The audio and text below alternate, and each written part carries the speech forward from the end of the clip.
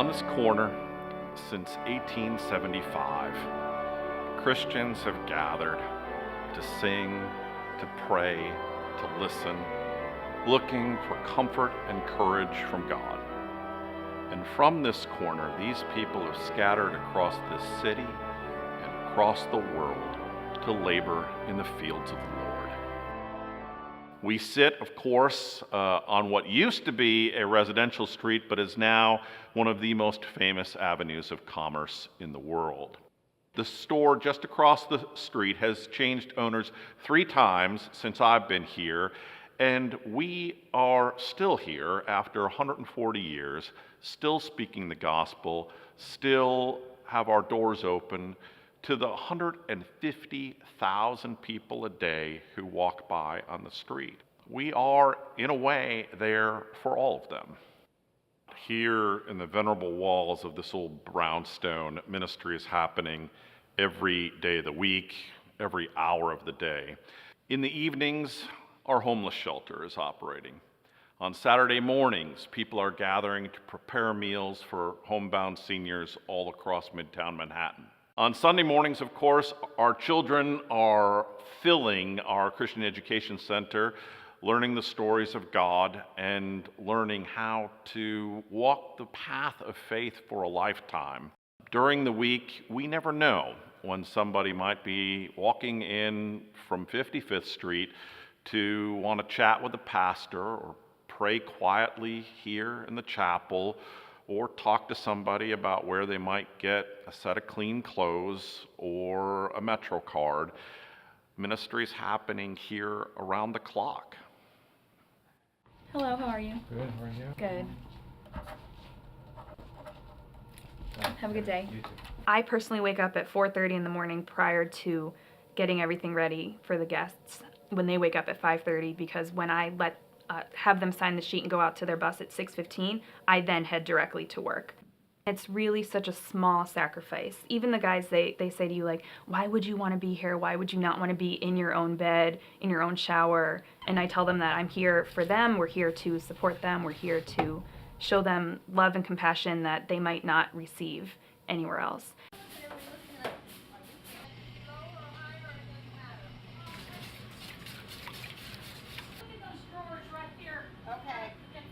I am involved with Meals on Wheels and have been for probably 27 or 28 years. It was started by some of the church deacons who found out that the older people, the homebound elderly people in the neighborhood who got Meals on Wheels during the week got nothing to eat at all on the weekends. So they decided this might be an interesting program for the church to take on. So the deacons started it, and I was a deacon then. And so I started coming, and I've been coming every Saturday since then.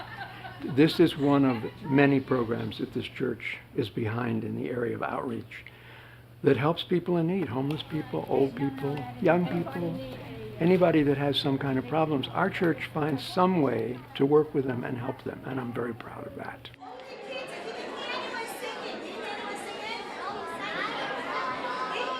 After our engagement in 2001, we were looking for a spiritual home, and we thought FAPC was the perfect place. Soon after, we had our children who were baptized here, and I was also baptized here as an adult.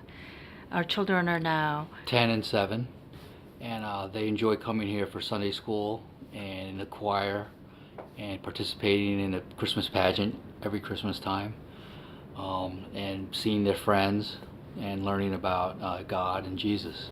Pick a color. You're going to write your name with a color. When our son Kyle was 4 years old, his nursery school teachers asked him and his classmates, what's important to you? And Kyle said, very matter-of-factly, God. Sort of course. You know what I mean? And he said, everything's about God.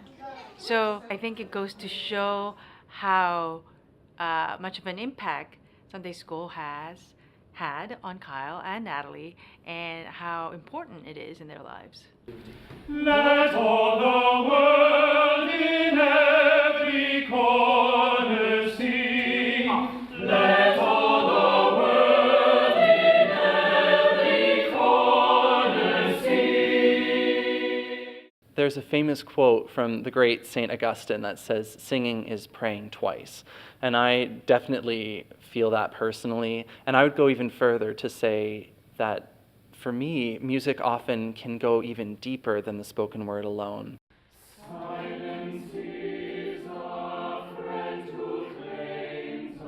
For me and for the choir, the whole reason that we're there in worship is to create a space, to create an atmosphere that is conducive to having an honest and powerful experience of encountering the holy. Music is an embodiment of emotion, really. It doesn't need words. It doesn't need to be understood in an intellectual way. It can just penetrate into the deepest parts of your being and change your life.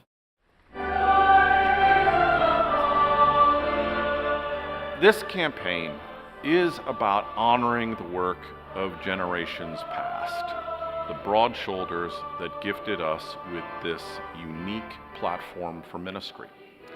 And it is about ensuring that ministry in this place continues for generations to come.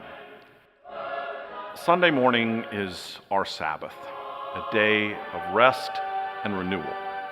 It's a day of preparation, too, for Monday mornings keep coming, and God's work in this world goes on, from generation to generation.